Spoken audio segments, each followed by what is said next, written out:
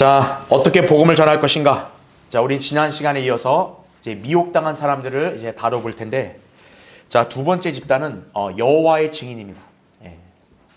여러분은 이제 길거리에서든 또 어디에서든 이렇게 종종 여호와의 증인들을 만나본 경험이 아마 있을 겁니다. 예. 그래서 저는 미리 여러분한테 선언을 하지만요, 여호와의 증인들 중에 구원받은 사람 한 사람도 없어요. 그건 단호합니다. 예, 여호와의 증인 중에 한 사람도 구원받은 사람 없어요. 왜 그러냐면 여호와의 증인들의 신념과 교리에 따르면 절대로 구원받을 수 없는 거예요. 예. 자, 그래서 사실 이런 사람들은 굉장히 강한 미혹에 걸려있기 때문에 사실 여러분이 이 사람들하고 대화가 제대로 된다든지 또 이 사람들에게 사실 복음을 전해서 구령을 한다는 것은 굉장히 어려운 일이에요. 자, 어쨌든 그럼에도 불구하고 우리가 이 여호와의 증인들의 어떤 세력도 크고 종종 만나기도 하고 또 사실 이 사람들이 갖고 있는 어떤 그런 신념과 교리가 비단 이 사람들만 그런 것이 아니고 이렇게 다른 사람들도 이 사람들과 이렇게 좀 일치되는 그런 관점이 있어요. 예를 들어 예수님을 하나님으로 믿지 않는 거, 이게 가장 심각한 건데 그건 사실 여호와의 증인뿐만 아니라 다른 사람도 마찬가지거든요. 예. 그래서 이제 우리는 이 시간에 자, 우리가 이 이단들을 깊숙이 파헤칠 시간은 없고, 다만 여러분이 이제 여호와의 증인을 만났을 때는 최소한 이 사람들은 이러한 관점을 가진 사람들이다.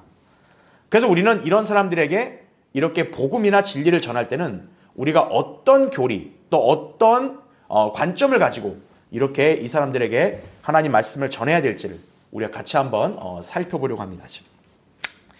자, 그래서 이제 일단 여호와의 증인들을 우리가 이들이 주로 어떤 교리에 미혹되어 있어서 이제 복음을 거절하고 구원받지 못하는지를 볼게요. 자, 1번. 방금 제가 얘기한 대로 여호와의 증인들 하면 가장 심각한 거짓 교리 중에 하나가 예수 그리스도의 신성을 부인합니다. 예. 그러니까 이 사람들은 예수 그리스도가 이 여호와 하나님이시라는 사실을 부정해요. 예. 자, 거기 이제 괄호 1번 보시면 여호와의 증인들은 성경이 하나님의 말씀이라고 믿는다고 하면서도요, 삼위일체를 믿질 않아요. 그래서 예. 어떻게 보면 참 가장 어떤 심각한 어떤 그런 독소에 오염되어 있는 거죠. 그렇죠? 자, 왜 안 믿냐? 거기 밑줄 친 거 보면 그들은 예수 그리스도를 피조된 하나님으로서 여호와보다는 열등하신 분으로 주장하기 때문에 그런 거예요. 그러니까 여러분이 오해하지 말아야 될 게 여호와의 증인들도 예수님을 하나님이라고 얘기해요. 근데 어떤 하나님이냐는 거예요. 어떤 하나님이냐. 여호와의 증인들은 예수님을 열등한 하나님으로 해석을 합니다. 예. 그러니까 구약에 계시된 여호와가 아니라는 거예요. 예, 이들은. 그런데 참 웃긴 게 뭐냐면 그들은 교묘하게도 성경 구절을 들이미는 거예요. 이걸 갖고 이거 봐라, 예수님은 하나님보다 열등하다, 이렇게 주장을 하는 거란 얘기죠. 그러나 그들의 주장은 사사로운 해석에 불과하다는 사실을 여러분이 기억을 해야 됩니다. 자, 그러면 이 사람들이 성경의 어떤 구절을 근거로 예수님의 신성을 격화시키는지를 볼게요. 동그라미 1번 보세요. 일단 그들은 예수님께서 친히 스스로를 아버지보다 낮으신 분으로 말씀하셨다는 점을 근거로 내세우는 거예요. 예.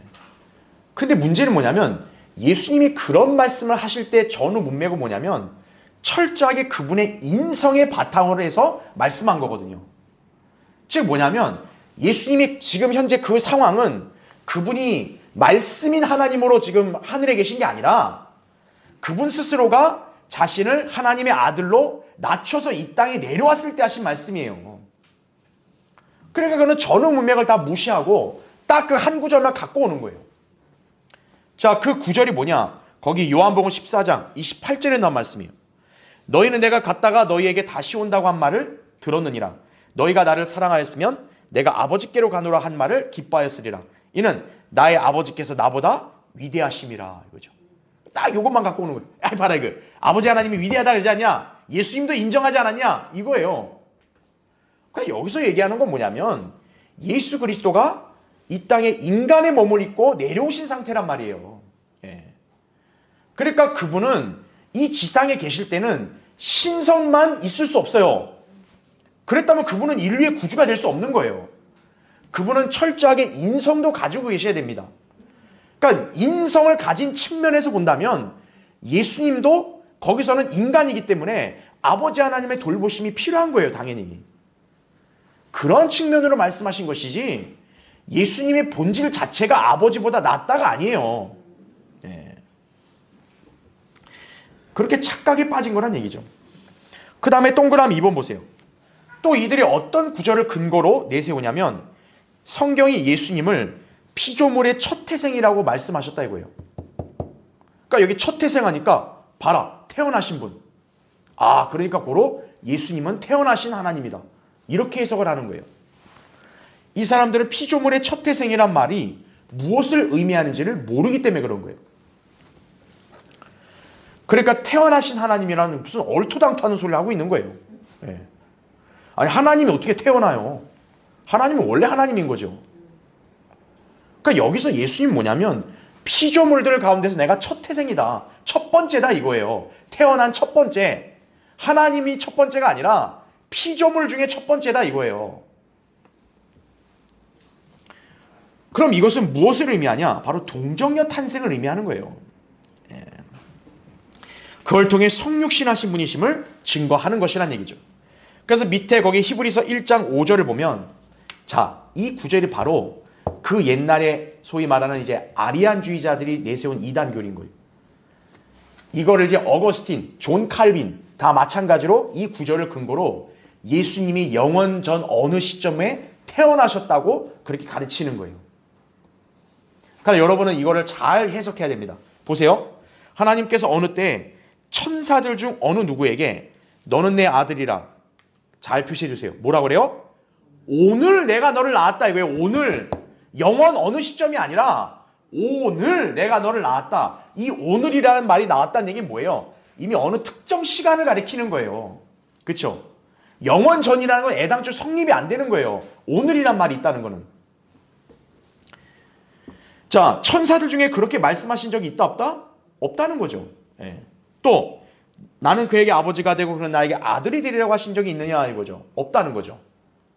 그러니까 여기서 우리가 살펴봐야 될 건 뭡니까? 자, 예수 그리스도가 하나님의 아들, 아버지 이런 관계로 맺어지는 때가 언제예요? 그분이 이 땅에 태어났을 때라고요. 그렇죠. 왜요?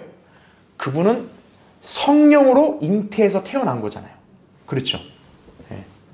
그 전까지는 그런 적이 있어요? 없어요? 없다고요. 바로 성령으로 잉태돼서 태어나는 순간 오늘 내가 너를 낳았다 이 말이 성립이 될 수 있는 거예요. 그렇죠. 구약시대에 이게 성립될 수 있어요? 없잖아요. 그렇죠. 바로 뭐냐면 하나님과 아들 사이에 1대1 아버지 아들 관계가 맺어지는 때가 언제냐 이거예요. 그렇죠. 네. 바로 이때인 거죠. 예수 그리스도가 동정녀 탄생을 하실 때 그때 가브리엘 천사가 마리아에게 뭐라 그랬어요? 마리아가 그랬거든요. 내가 처녀인데 어떻게 애를 낳냐고. 그랬더니 가장 높으신 분의 능력이 너를 덮는다. 바로 성령이죠. 그래서 너에게서 탄생할 이는 하나님의 아들이라고 불린다고 누가복음 1장 35절에 나온 거예요. 바로 그때가 뭐라는 거예요? 너는 내 아들이라 오늘 내가 너를 낳았다는 말이 성립이 되는 거예요. 거기서요. 그걸 모르고 있다 이거죠. 그렇죠? 자, 그렇기 때문에 동정녀 탄생을 통해 성육신하신 시점이 오늘 탄생했다는 말의 의미예요. 그게. 자, 그럼 밑에 보세요. 골로새서 거기 1장 15절 18절 보면 자, 예수 그리스도에 관해서 설명할 때 그는 보이지 않는 하나님의 형상이라고 나옵니다. 왜요? 하나님은 원래 안 보이잖아요. 근데 형상은 어때요? 눈에 보이죠. 보이지 않는 하나님이 인간에게 눈에 보이게 나타난 분이 누구예요? 예수 그리스도라는 거죠. 그의 형상이라는 말을 쓴 거예요. 그 다음 보세요. 모든 피조물에 뭐라 합니까? 첫 태생. 여기서 여호와의 증인이 누구니 다 걸려 넘어지는 거예요. 전부 다. 첫 태생. 태어났다 그러지 않았냐 이거예요. 근데 여기서 하나님의 첫 태생이라는 말이 아니잖아요. 피조물의 첫 태생. 그렇죠? 그럼 여기서 이 피조물이 어떤 피조물인지를 알아야죠. 그래서 제가 거기 18절을 같이 거기다 기재해 놓은 거예요. 그는 몸인 교회의 머리시라. 잘 보세요. 그는 뭐라 그래요? 시작. 그 다음에 죽은 자들로부터 뭐라 그래요? 첫 번째로 나셨다. 이게 바로 피조물의 첫 태생의 의미인 거예요. 예. 죽은 자들로부터 첫 번째로 나신 분이다 이거죠. 예. 그래서 예수 그리스도는 뭡니까? 성령으로 태어나신 분이죠. 인간은 본인이 다 죽은 자들인데, 그렇죠? 성령으로 태어나신 첫 번째 분이에요. 그 다음에 예수 그리스도가 십자가에서 죽으신 다음에 어떻게 했어요? 다시 부활하셨죠. 그분 또 죽어요, 안 죽어요? 안 죽는 거죠. 예. 다시는 죽지 않으시는 피조물들 중에 첫 번째 분이 되시는 거예요. 자, 예수님 이후에 이제 앞으로 다시는 죽지 않을 사람들이 누구겠어요? 바로 우리 그리스도인들이에요. 그렇죠? 그래서 우리 그리스도인들을 뭐라고 얘기합니까? 하나님의 아들들 이렇게 얘기하는 거예요. 아들들. 우리가 나중순인 거예요. 이제 우리가 휴거가 되면 어떻게 되겠어요? 우리는 예수님 같은 몸으로 변화되는 순간 다시는 죽어요, 안 죽어요? 안 죽는 피조물이 되는 거예요. 네. 그러니까 그거에 대한 첫 순위가 누구였다? 예수님이 그랬다는 거죠. 그러니까 예수님이 첫 태생이라는 거예요. 그래서 성령으로 태어나셨고 다시는 죽지 않을 첫 번째 피조물이라는 얘기죠. 자, 우리도 어때요? 성령으로 거듭났죠? 그러나 우리는 지금은 죽을 수 있단 말이에요. 근데 그건 잠자는 거라고 나오고 성경에서. 그렇죠? 이제 우리가 휴거되면 어때요? 우리는 다시는 죽지 않는 피조물로 되는 거죠. 예. 그러니까 순서상으로 뭡니까? 예수님이 가장 앞에 있던 분이었다는 거예요. 그게 첫 태생이라는 의미예요. 그게 성령으로 태어났고 다시는 죽지 않을 그런 피조물들 중에 첫 번째 분이다 이 뜻이에요. 그러니까 그것도 모르고 그냥 무슨 예수님이 뭐 태어난 하나님이니 뭐 창조된 하나님이니 이런 엉뚱한 소리하고 앉아 있는 거예요. 성경을 전혀 해석할 줄 모르기 때문에 그런 거짓 교리가 나오게 된 거예요. 그걸 기억해야 합니다. 자, 그래서 괄호 2번 보세요. 자, 우리는 이들에게 자, 성경을 이 사람들 믿는다고 말합니다. 여호와 증인들도. 그러니까 여러분이 성경 안 믿는다고 먼저 단정해버리면 여러분이 오히려 역으로 넘어질 수 있어요. 그러니까 성경 믿는다고 말을 해요. 그럼 좋아요. 그럼 우리는 단호하게 얘기합니다. 근데 왜 선생님은 실제 말씀 그대로를 믿지 않습니까? 이렇게 짧고 단호하게 반박을 해주는 거예요. 그럼 이 사람이 약간 발끈하겠죠. 상대가. 내가 언제 안 믿어요. 그럼 여러분은 거기 요한복음 1장 1절과 3절을 펴주시면 되는 거예요. 선생님은 지금 이 말씀 안 믿잖아요. 네. 보세요. 태초에 뭐가 있었대요? 말씀이 계셨고 그 다음에 그 말씀이 하나님과 함께 계셨으니 그 말씀은 뭐였다? 하나님이셨느니라 이거죠. 여기 보세요. 그 말씀이 누구다? 하나님. 그러면서 거기 밑으로 내려오시면 이게 1장 14절 말씀인데 그 말씀이 뭐가 됐다 그래요? 육신이 되었다. 그럼 선생님 이게 누굴까요? 그 말씀이 육신이 되었다는 게. 상식적으로 아는 거예요. 근데 선생님은 이렇게 안 믿잖아요. 선생님은 예수님을 태어났다고 만들어진 하나님이라고 믿잖아요. 그렇게 딱 전곡을 찌르는 거예요. 이 사람한테. 선생님이 성경을 믿는다고 하면서 왜 이 구절을 안 믿으세요? 그렇게 나와야 되는 거죠. 여기 보면 말씀이 태어났다고 나옵니까? 태초에 이미 계셨다고 나오지 않습니까? 이거죠. 그렇죠? 그렇게 여러분이 강조하시면 되는 거죠. 그 다음에 괄호 3번. 특히 성경은 삼위일체 하나님이 몇 분이심을 증거한다? 한 분이 한 분. 세 분이 아니고.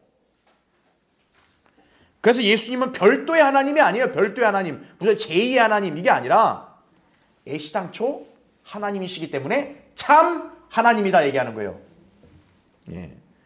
선생님이 믿는 여호와의 그 여호와는 잘못된 다른 하나님이시고 여기는 예수님은 참 하나님이십니다. 딱 그렇게 전곡을 찌르는 거예요. 자, 요한일서 5장 7절에 나오죠. 이는 하늘에서 증거하신 이가 몇 분? 세 분이시니. 잘 보세요. 누구예요? 아버지, 말씀, 성령. 근데 이 세 분이 뭐라고 해요? 하나다 이거예요. 하나. 별도의 개체가 아니라 하나다 이거예요.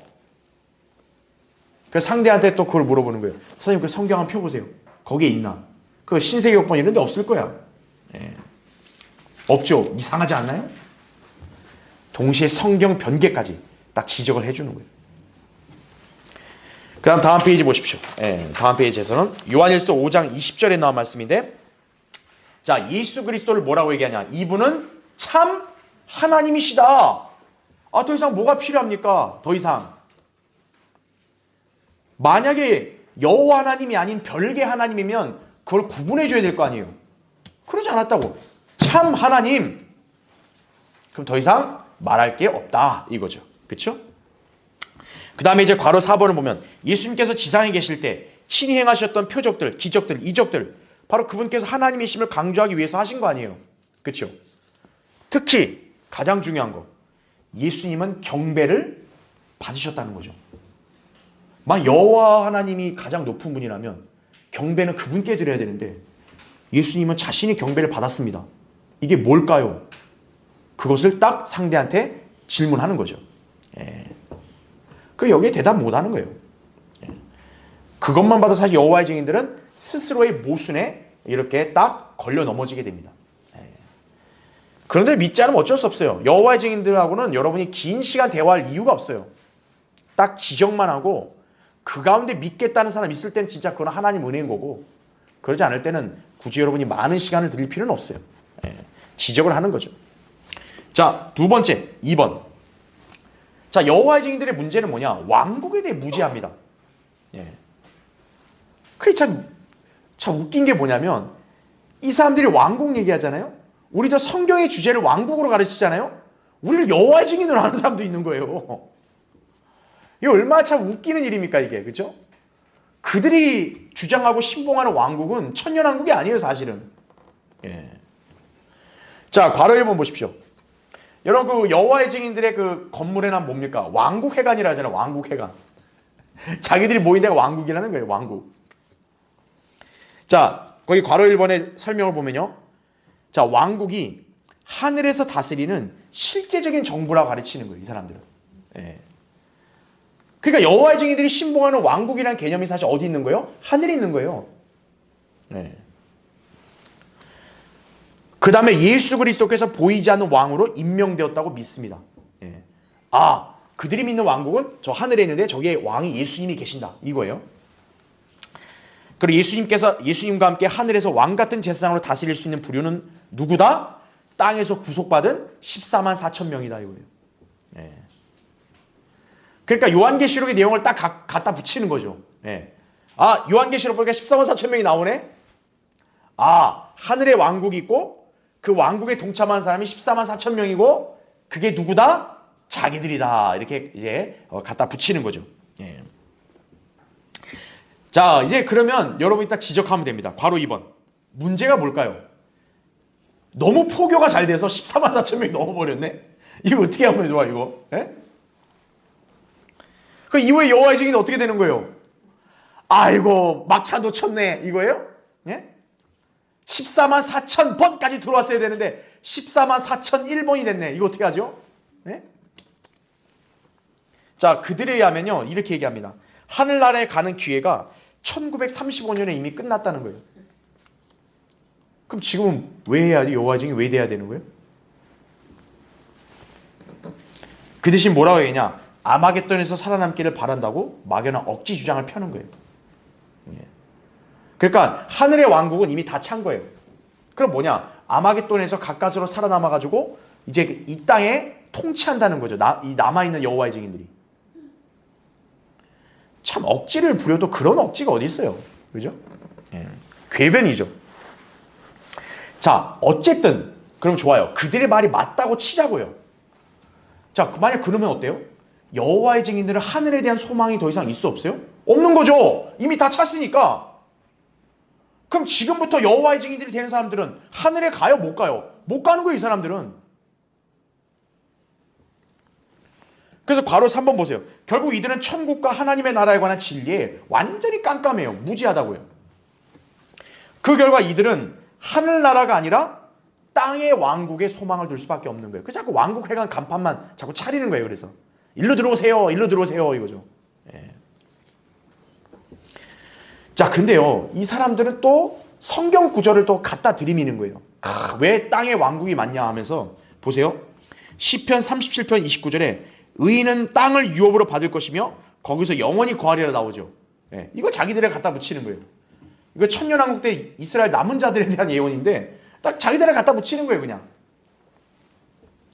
또 땅의 기초들을 놓으사 영원히 없어지지 않게 하셨나이다 라는 말씀을 근거로 제시하는 거예요. 자, 근데 여기서 보면 딱 그들이 걸려 넘어지는 게 있죠.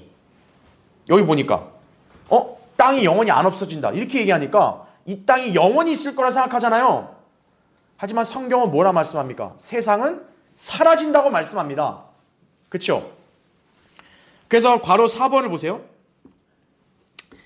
자, 그래서 이 사람들은 사복음서에 나온 교리를 기초로 하는 거예요. 그러니까 여호와의 증인들의 구원의 교리는 어디에 기반을 두고 있냐면 예수님의 12 제자들에게 주신 말씀에 근거를 두고 있는 거예요. 그러니까 제가 아까 처음에 여러분한테 당당하게 선언했잖아요. 여호와의 증인제 구원받은 사람 한 사람도 없어요. 왜냐하면 이 사람들은 예수 그리스도 십자가의 구속 이거는 전혀 중요하지 않아요. 오직 왕국, 그리고 그 왕국을 세우는 데 있어서 누구예요? 제자들 있잖아요. 예수님의 제자들. 그 제자들의 가르침을 자기들이 본받아서 살아야 된다라고 가르치는 거예요. 그러니까 한마디로 행위구원을 가르치는 거죠. 이 사람들은. 그러니까 이 사람들은 다 가지고 오는 구절들이 뭐냐? 사복음서에 나오는 소위 말하면 황금률이나 뭐 율법이나 다 이런 걸 갖고 오는 거예요. 그러면서 뭐라고 궤변을 늘어놓냐면 예수님도 세상에 속하지 않았잖아요. 그렇죠? 그래서 예수님 믿는 자도 세상에 속하지 않잖아요. 그래서 우리도 세상에 속하지 않습니다.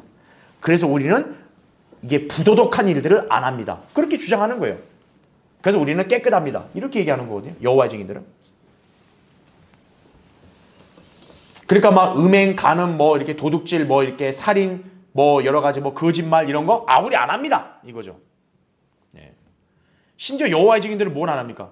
집총 거부하잖아요. 그래서 병역도 기피하잖아요. 여호와의 증인들은.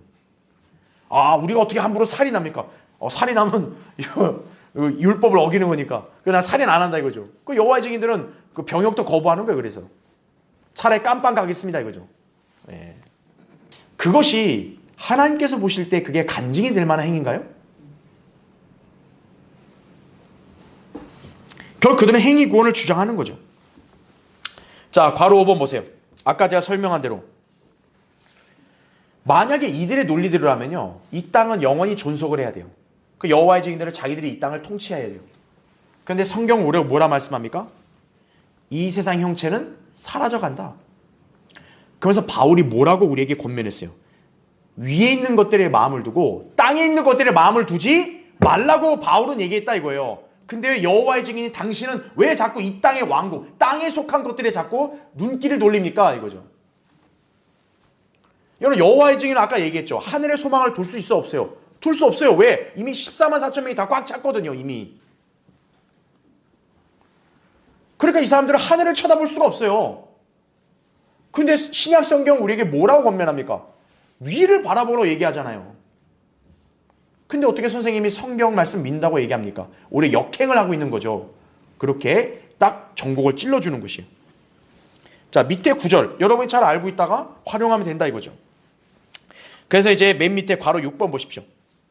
그래서 이 시대는 뭐 무슨 예수님의 제자처럼 산다 뭐 한다 이게 아니라 예수 그리스도를 구주로 믿고 영접을 해야 아들의 나라로 옮겨질 수 있다고 성경은 말씀합니다. 이렇게 얘기하는 거예요.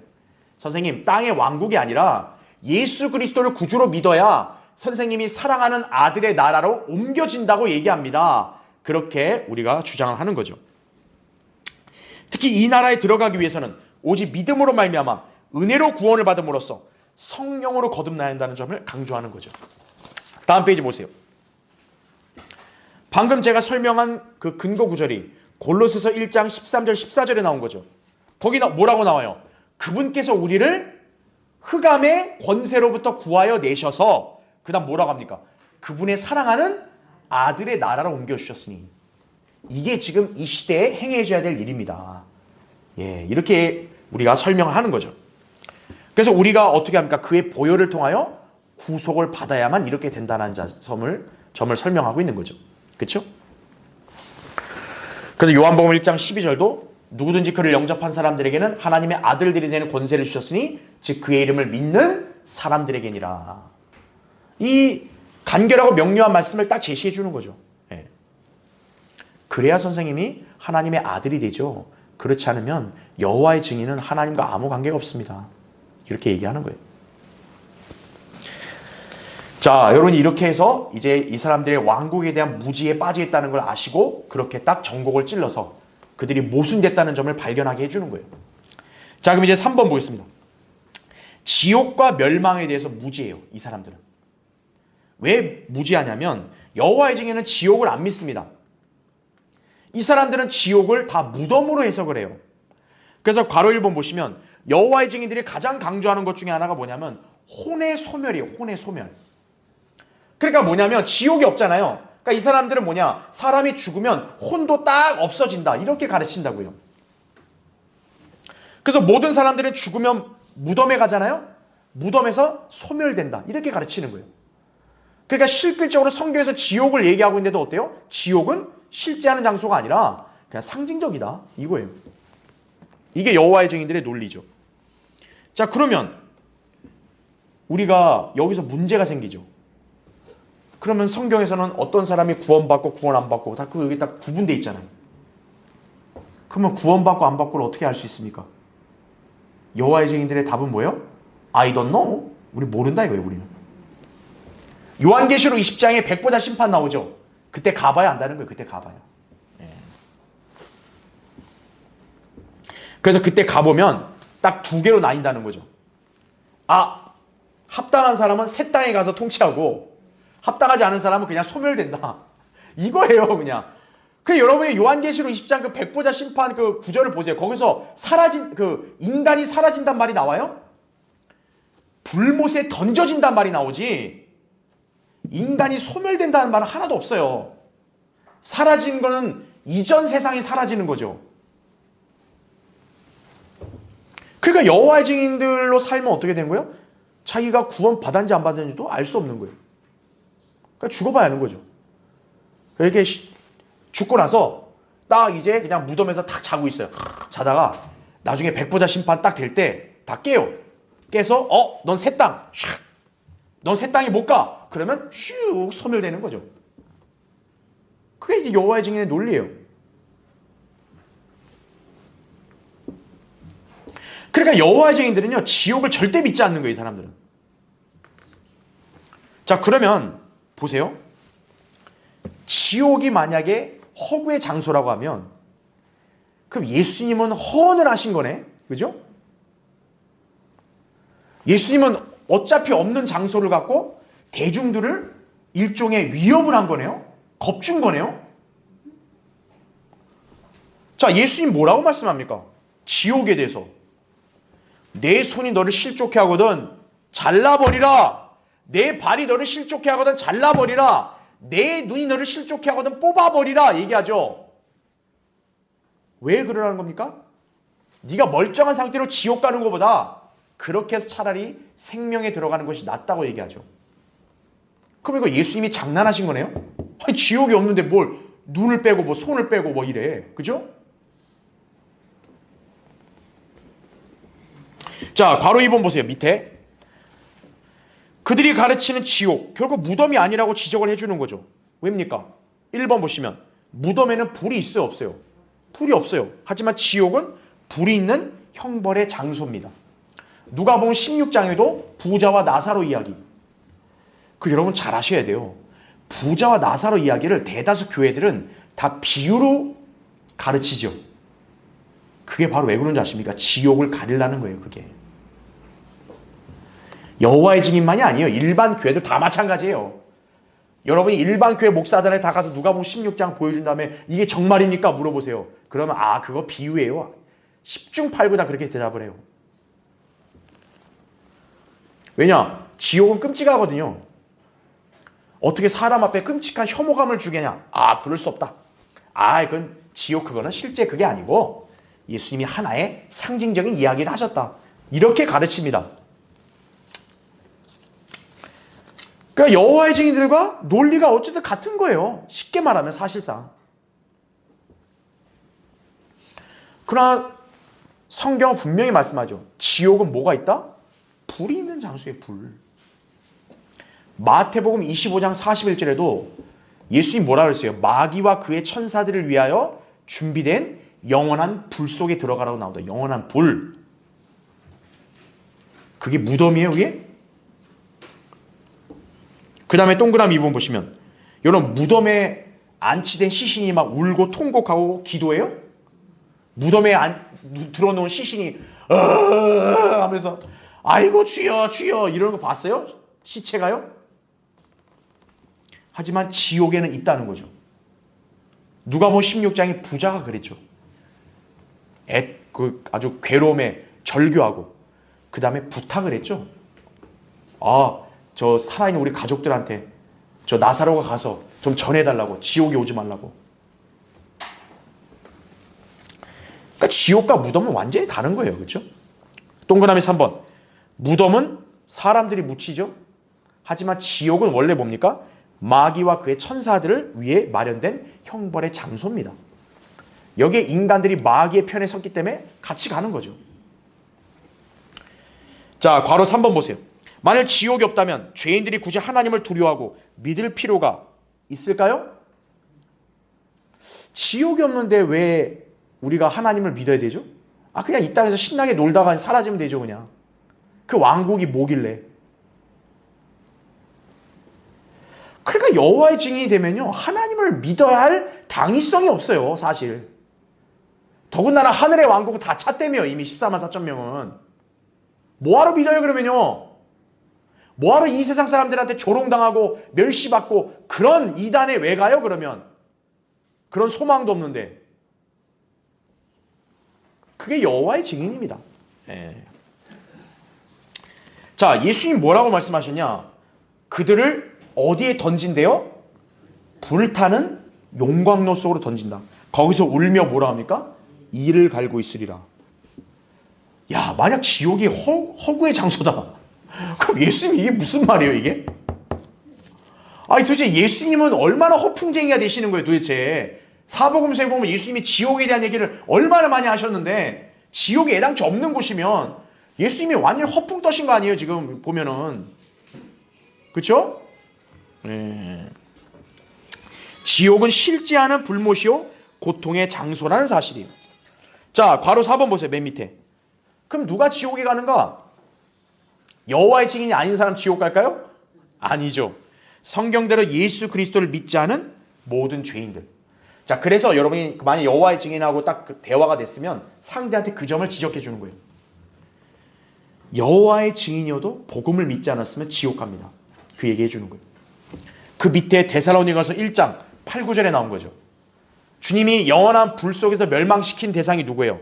첫째가 하나님을 알지 못하는 자들. 두 번째는 예수 그리스도의 복음에 순종치 않는 사람들. 지금 선생님은 여호와의 증인 교리를 고수하기 때문에 복음에 순종치 않고 있습니다. 그렇게 얘기해 주는 것이죠. 자, 마지막 페이지. 이제 4번. 네 번째 여호와의 증인들의 관점 뭐냐? 이거는 너무나도 우리에게 잘 알려져 있는 사실이죠. 14만 4천 명. 자기들이라는 거 14만 4천 명. 그 사람들은 막 지파가 있잖아요, 지파가. 이에 질세라 신천지도 우리도 질 수 없다. 우리도 14만 4천 명. 근데 그들은 예수님 12사도의 이름을 따가지고 지파를 만든 거예요. 정말 참 코미디죠, 코미디. 자, 괄호 1번 보세요. 그러면 여호와의 증인이란 말이 성경에 어디 있을까요? 사실이요, 여호와의 증인이란 용어는 없어요, 성경에. 성경에는 오직 그리스도인이라는 용어가 있는 거지 여호와의 증인은 없어요. 근데 이들이 여호와의 증인이란 말을 어디서 따온 거냐면 이사야 거기 43장 10절에 근거해서 따온 거예요. 보세요. 주가 말하노라 너희는 나의 뭐라 그래요? 증인들. 여기 너희가 이제 자기들이라는 거지. 여호와의 증인. 내가 택한 나의 종이니 이는 너희가 나를 알고 나를 믿고 내가 그인 것을 알게 하는 것이라. 이렇게 나오고 있는 거죠. 그렇죠? 그 여호와의 증인이다 이거예요. 그러면서 괄호 2번 보세요. 특히 그들은 무슨 착각에 빠졌냐? 여호와의 증인, 이들이 지금 누구냐 이거예요. 14만 4천 명인 자기들이다 이거예요. 계시록에 나오는 거를 갖다 붙이는 거죠 이제. 야, 이렇게 참 자기 마음대로 이렇게 갖다 붙이는 게 성경이 참 이렇게 편한 책인가요?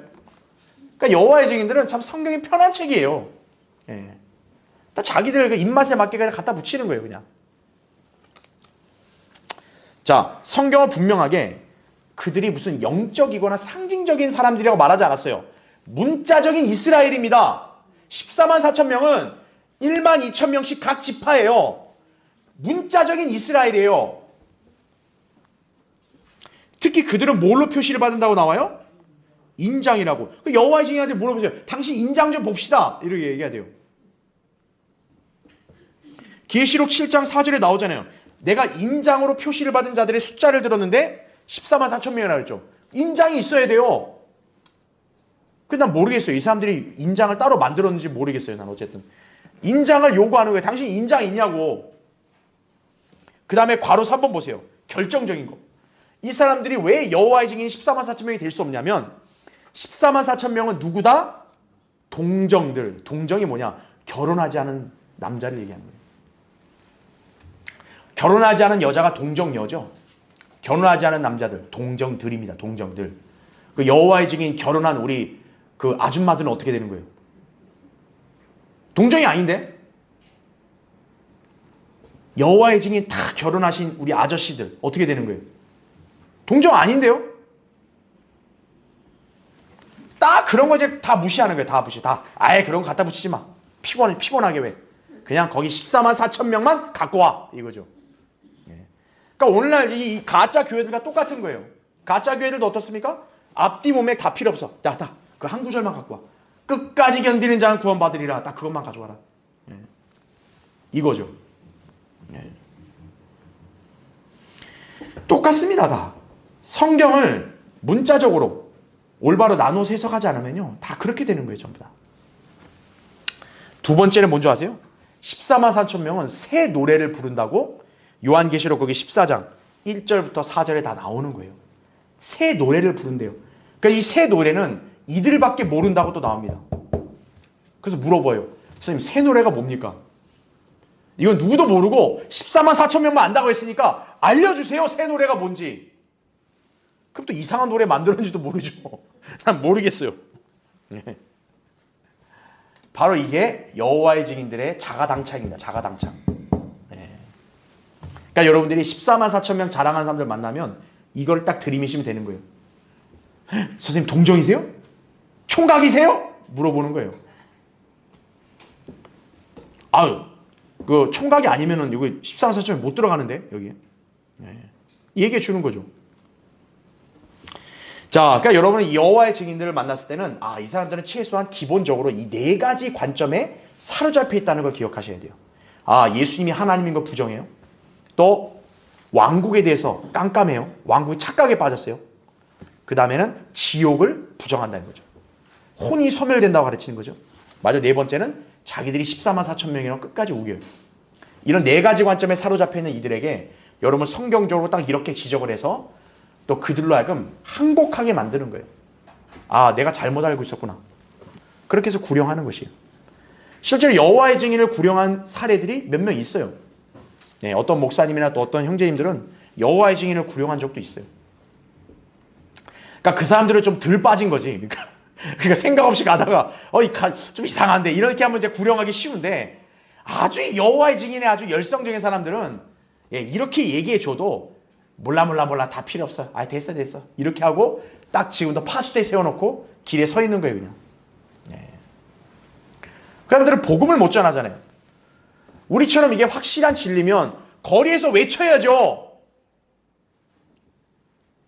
그들은 입 뻥끗 못하는 거예요. 입 뻥끗. 그죠? 그냥 파수대만 세워놓는 거예요. 그냥 그 앞에다.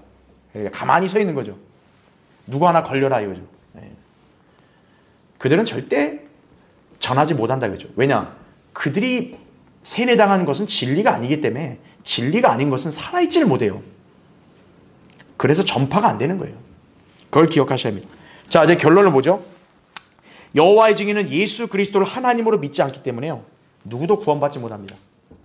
성경은 뭐라 그래요? 예수 그리스도가 하나님의 아들인 걸 믿어야 된다 그랬어요. 그때 하나님의 아들이라는 것은 하나님이란 뜻이에요. 주예요, 주. 내가 내 입으로 그냥 예수가 아니라 주 예수를 시인하라고 나와요. 그러니까 여호와의 증인들은 자기들의 교리를 충실히 따르는 사람들이다 절대 구원받을 수 없는 거예요. 그래서 그들은 성령의 인도를 받지 못하는 것이고요. 변개된 성서인 신세계역본을 사용하죠. 그러니까 거짓 교리를 퍼뜨리는 거예요.